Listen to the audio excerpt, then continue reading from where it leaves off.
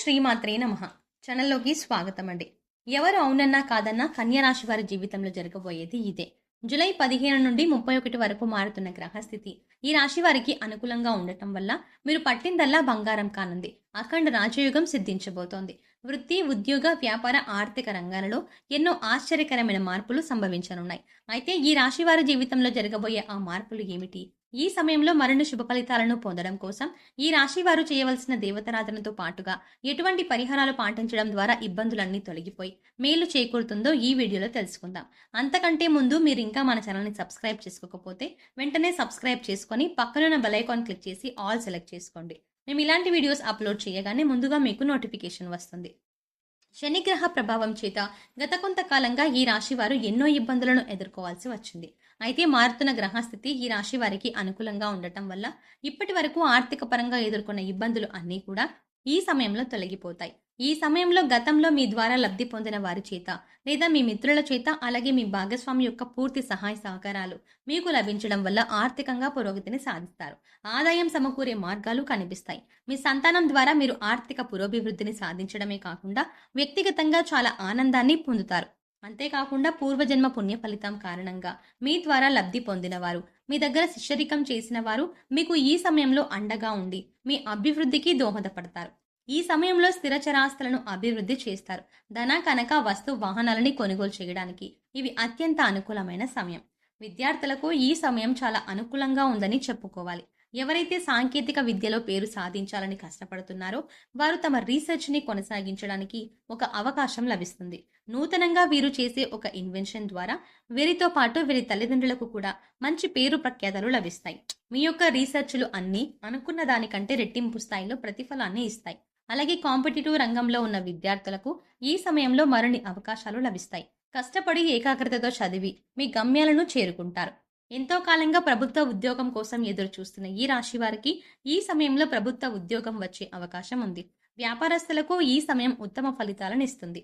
ఈ సమయంలో ఈ రాశి వ్యాపారస్తులకు నూతన వ్యాపారాలు ప్రారంభించినట్లయితే అవి 3 పువ్వులు 6 కాయలుగా విరాజిల్లుతాయి. అంతేకాకుండా విదేశాల్లో వ్యాపారాలు పెట్టాలి అనుకునే ఈ రాశి వారు ఈ సమయంలో వ్యాపారాలను పెట్టుకోవచ్చు. అయితే పెట్టుబడులు పెట్టే విషయంలోనూ వ్యాపార అభివృద్ధిలో నిర్ణయాలు తీసుకునే విషయంలోనూ జాగ్రత్త వహించాలి.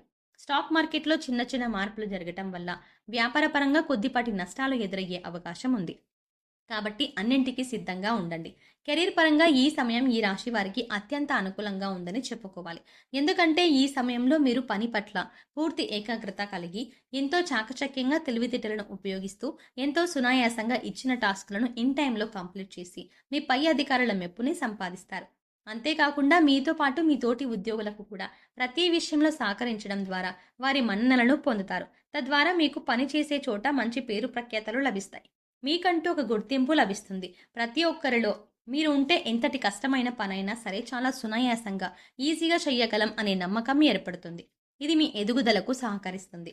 అంతేకాకుండా ఈ సమయంలో మీరు తీసుకునే నిర్ణయాలు ఆర్థిక పరంగా ఎంతో లాభదాయకంగా ఉంటాయి. మీరు పనిచేస్తున్న కంపెనీలో ప్రమోషన్ లభిస్తుంది.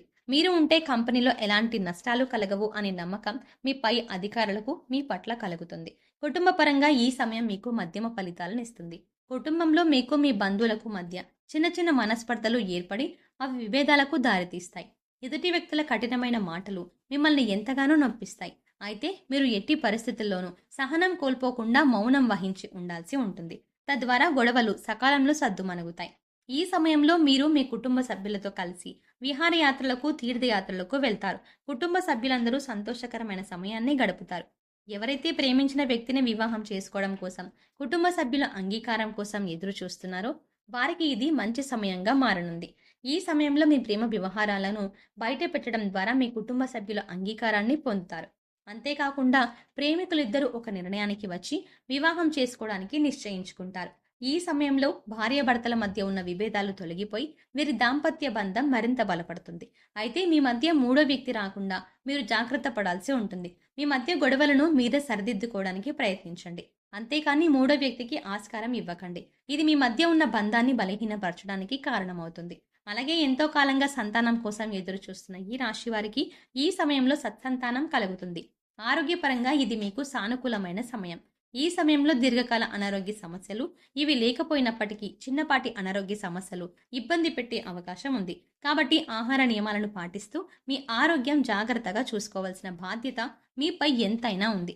అంతేకాకుండా ఈ సమయంలో ఈ రాశి చిన్నపిల్లలకు జలుబు, దగ్గు వంటి సమస్యలు ఇబ్బంది పెట్టే అవకాశం ఉంది.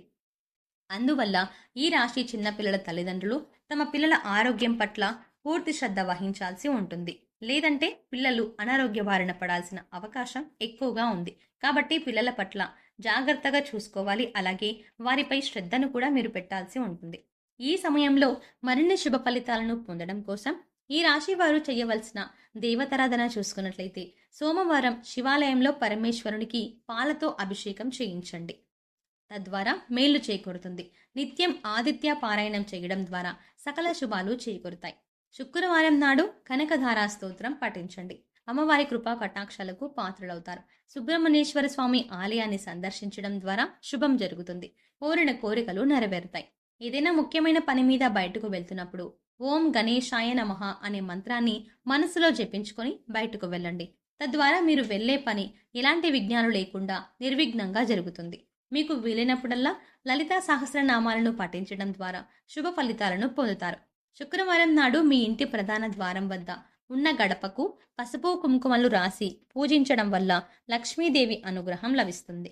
ఈ సమయంలో మరిన్ని శుభ ఫలితాలను పొందడం కోసం ఈ రాశి వారు చేయవలసిన పరిహారాలు చూసుకున్నట్లయితే ఆర్థికపరమైన ఇబ్బందుల నుండి కష్టాల నుంచి బయటపడడం కోసం ప్రతిరోజు రావి చెట్టు చుట్టూ 108 ప్రదక్షిణలు చేయండి. అంతేకాకుండా రావి చెట్టు దగ్గర నువ్వుల నూనె లేదా ఆవ నూనెతో దీపారాధన చేసి కొంత పంచదార చెట్టు వేర్లలో పోసి నిదానంగా 11 ప్రదక్షిణలు చేసి ఓం నమో భగవతే వాసుదేవాయ అని స్మరిస్తూ ప్రదక్షిణలను చేయండి.